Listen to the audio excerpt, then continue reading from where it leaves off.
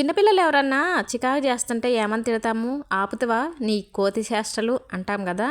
నిజమేనండోయ్, కోతి చేష్టలు అంటే ఇవే అంటారు. వీటిని చూస్తుంటే ఒకసారేమో కోపం వస్తుంది, ఒక్కోసారేమో జాలి అనిపిస్తుంది. ఇంతకుముందే ఒక కోతి నీళ్ళ కోసమో ఏమో బకెట్లు మొత్తం డొల్లిచ్చింది.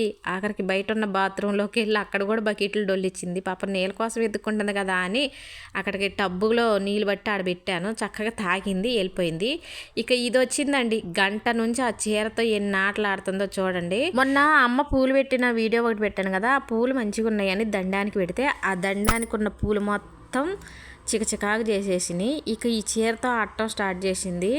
ఆ చీరను చూడండి, చిన్నపిల్లలకు గనక మొహాన్ని ముసుగు పెట్టి బావ్ అని మనం అంటాం కదా, ఇప్పుడు అది కూడా నన్ను అట్లే అంటుందా అనిపిస్తుంది.